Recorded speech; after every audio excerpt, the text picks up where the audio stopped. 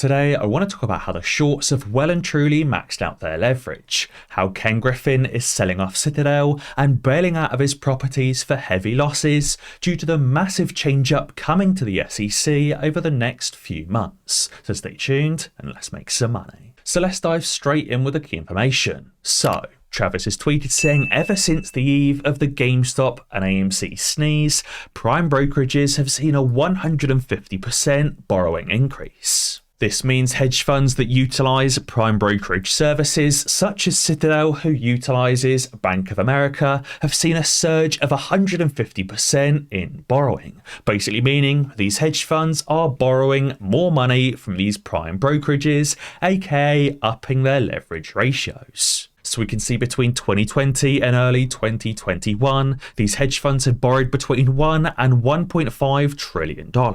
Now that figure stands almost as high as $2.5 trillion. As these hedge funds borrow more and more and more, they obviously get close to or max out their current leverage ratio and their current leverage borrowing. That means they can no longer borrow more money to add to existing positions, such as adding to existing short positions, pushing stocks down further. And of course, with such a high leverage ratio, even a small movement in the underlying price of those securities could cause disastrous impacts on their portfolios. Now, what happens if a hedge fund who has maxed out their borrowing needs to get more cash? Well, they've got two main options. They can't borrow from their prime brokerage, but maybe they could borrow from somebody else stupid enough to lend to them. Or alternatively, they could start selling off portions of their hedge funds. They could sell off shares, they could sell off ownership. They can effectively sell the hedge fund to raise more cash. And it looks like Ken Griffin is once again selling off another minority stake in Citadel, or more specifically says he's open to selling a minority stake in Citadel securities. Now remember, over the last few years, 2021, 2022 and 2023, Citadel has already sold off portions of their business and has already taken on loans for hundreds of millions of dollars. So as prime example, Citadel borrowed $600 million back in 2022 to bolster its balance sheet because it didn't have enough cash. On top of that, Citadel also sold a $1.15 billion portion of the company, or took a $1.15 billion investment from Sequoia Capital and Paradigm. And now Ken Griffin is once again open to selling off more of his business because he's desperate for cash and can't find anyone else stupid enough to lend to him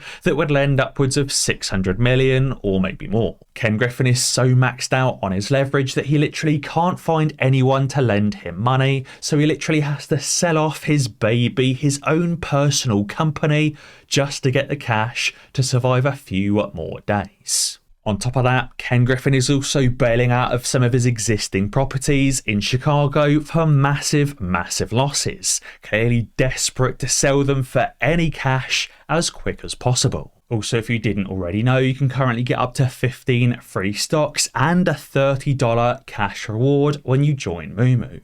On top of that, you can also get 8.1% interest on uninvested cash. Gone are the days of using a high interest rate savings account. If you don't want to have your cash fully invested in the stock market, you can simply leave it with Moomoo for 8.1% gains. So guys, be sure to join Moomoo using the link in the description below for the 15 free shares and the $30 free cash reward. Likely because he needs to move that cash either into Citadel or to buy more property in Florida that cannot be taken away in the event of bankruptcy. Over the last couple of years, we have seen a tumble in commercial real estate, but remember, these are residential penthouses that, if anything, have gone up in value over the last few years. But yet Ken Griffin has sold 2 penthouses for 44% less than he paid.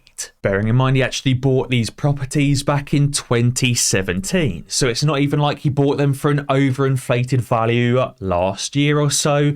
He bought them many years ago at market value, which should have only increased since then, and he sold them nearly for 50% less than he bought them for. Now, why might Ken Griffin be desperately selling property in Chicago and also desperately selling off portions of his own business? Well, one possible reason is that FTX's Gary Wang, as part of his government sentencing submission, has created a tool for the easy detection of potential fraud in the stock market. So when Gary Wang worked at FTX, he was implementing some coding concepts that made fraud detection easy. And it says since he began cooperating with the government, Wang has created a tool for the detection of potential fraud in the stock market. And what's potentially even more interestingly is they've blanked out how he specifically is detecting this fraud, I guess because it could undermine the effectiveness of that tool. By the way, we can see Gary Wang is clearly cooperating with the government and is creating a tool for the easy detection of fraud.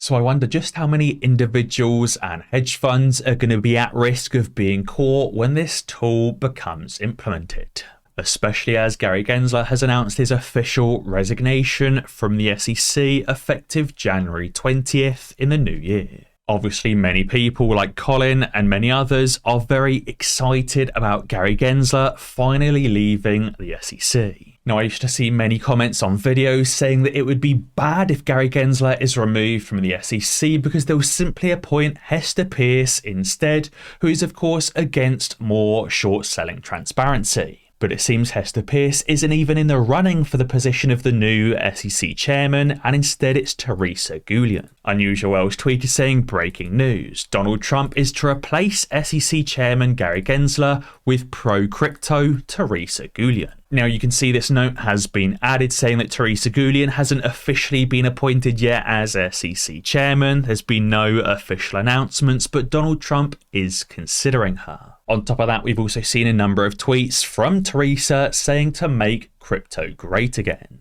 So for me, really, we couldn't have had a better result. No more Gary Gensler, no more Hester Peirce, but hello Teresa Goulian. This should be a good step in reducing corruption at the SEC and also a good step towards making markets more fair. And guys, if you haven't already, be sure to join the Millionaire Mindset Trading Group. I alert my daily buy and sell trades, making upwards of 50, 100, 150% gains every single day. Be sure to check out the testimonials page for tons and tons of testimonials from real people inside the group, using the link in the description below. On top of that, Investor Turf has tweeted saying there's a growing belief that predatory short sellers who appear on TV to spread false information about publicly traded companies will soon face prosecution, with more individuals like Andrew Left potentially ending up behind bars. It says the Trump administration aims to crack down on predatory short sellers like Left and major Wall Street firms involved in unethical activities. We know Andrew Left is due to be sentenced and has also been working with prosecutors in order to catch more of these short sellers. On top of that, Trump himself and many members on his team have publicly exclaimed their dislike of predatory short sellers and the need to fix predatory short selling in the market. And now we finally have the opportunity for this to not be just hearsay, as the SEC will finally be revamped under President Trump. Now finally, TJ Strong has released some further proof showing that AMC's price is without a doubt fake. So he attached these two screenshots suggesting that he wished AMC was in the movie business, as two other movie-related companies, IMAX and Cinemark, are up massively so far year on year. Obviously, these are two theatre and movie-related companies recovering from the pandemic and recovering from the writers' strike, both up 64% and 135% year to date. These are companies with significant amounts of debt running the exact same theatres that AMC is also running, and yet these two companies have increased massively on the year in terms of stock price. If anything, AMC is progressing faster than both of these companies, reducing debt at a faster rate, becoming more profitable in terms of EBITDA at a faster pace, and has even more cash on hand. But yet AMC's price is still suppressed. But as I said, as soon as these hedge funds max out their borrowing to the point they cannot borrow anymore and their portfolios start moving against them, very quickly these hedge funds will end up being liquidated like many hedge funds have been before them, and AMC's price will become unsuppressed faster and faster. The wall of moose heads that Biotech Moose maintains will all of a sudden grow larger and larger at a very fast pace. And at that point, the true price, the true unsuppressed price of AMC will be revealed. So guys, be sure to let me know what you think down in the comments below. And as always guys, be sure to ding that notification bell, because that way you'll be alerted when I upload a new video. Cheers.